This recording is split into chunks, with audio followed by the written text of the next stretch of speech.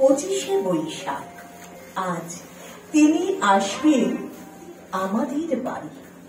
দুপুরবেলা চারিদিকে রোদ গরম, তার মধ্যে আমাদের দরজায় পড়ল টোকা। দরজার বাইরে দাঁড়িয়ে আছেন জোব্বা পরা পূর্ণাঙ্গ একজন মানুষ, আমাদের পারিবারিক বন্ধু রবীন্দ্রনাথ ঠাকুর। বাবা বললেন, আসুন আসুন। আমাদের ড্রয়িং রুমের সোফায় তাকে বসালেন। বললেন, ঠাকুর, বড় কষ্ট হলো আসতে না? অনেকটা দূর ধরে হেঁটে হেঁটে আসছেন আপনি। যা রোদ গরম কদিন ধরে পড়েছে, আমাদেরই দোষ আপনাকে এই সময় কষ্ট করে আসতে বলা। তিনি স্মিত হেসে বুঝিয়ে দিলেন, না না, তার কোনো অসুবিধা হয়নি। এমন সময় আমার ছোট বোন একেবারে নাচের ছন্দে দৌড়ে দৌড়ে এসে এক গ্লাস জল নিয়ে ধরলেন রবি ঠাকুরের সামনে। তিনি বললেন, তাকালেন আর জলটা এক নিমেষে খেয়ে নিলেন। আমার ছোট বোনের দিকে স্মিত হেসে তাকাতেই সে বলে উঠল, আমি আপনার ঘরে বাইরের বিমলা।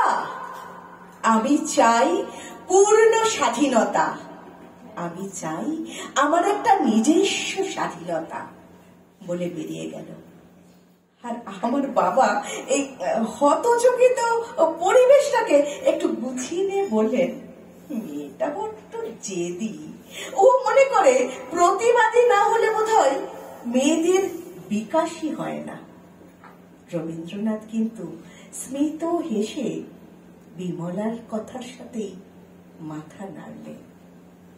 তারপর এলো আমার মেজ বোন এক থালা মিষ্টি নিয়ে, একেবারে ধীর স্থির নত কলেজে পড়া আমার মেজ বোন মিষ্টির থালাটাকে সামনে নামিয়ে রেখে একেবারে রবি ঠাকুরের পায়ের কাছে বসে একটা প্রণাম করলেন।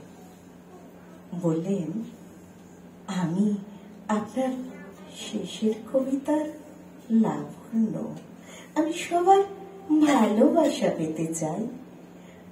হিমালয়ের মতো সুউচ্চ হয়ে বুভুক্ষু সমস্ত মানুষের ভালোবাসাকে এক জায়গাতে পেতে চাই। আমি ভালোবাসা দিতে চাই, আমি ভালোবাসা পেতে চাই।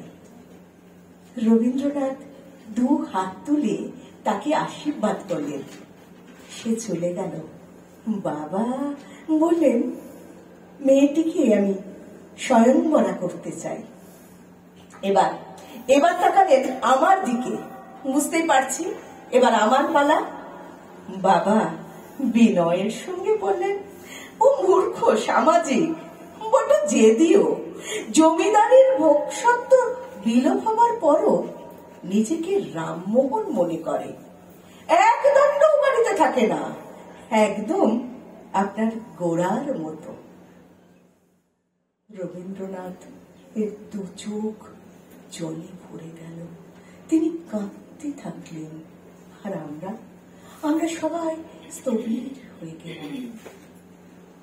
আমার মা চিলেকোঠার ঘরে ছিল। সকাল থেকে চিলেকোঠার ঘরে আমার বাবা বোলপুর থেকে রবীন্দ্রনাথ ঠাকুরের একটা ছবি কিনে দিয়েছিল, সাদা জোব্বা পরা। সেই ছবিটাকে অত্যন্ত যত্ন করে চন্দন দিয়ে সাজাচ্ছিলেন। আর সুন্দর ধূপের গন্ধ চিলেকোঠা থেকে ভেসে আসছে গোটা বাড়িময়।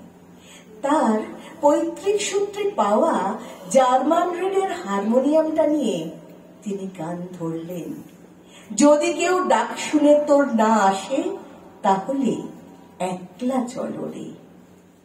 যদি তোর ডাক শুনে কেউ না আসে, তাহলে একলা চলো রে, একলা চলো রে, একলা চলো রে। নমস্কার, আমি শোনালাম আমাদের পারিবারিক বন্ধু রবীন্দ্রনাথ। লিখেছেন, আমাদের মধ্যেই উপস্থিত আছেন কবি কেতকী প্রসাদ রায়। তার সম্পর্কে অনেকগুলো কথা বলা হয়েছে, কিন্তু আরেকটা কথা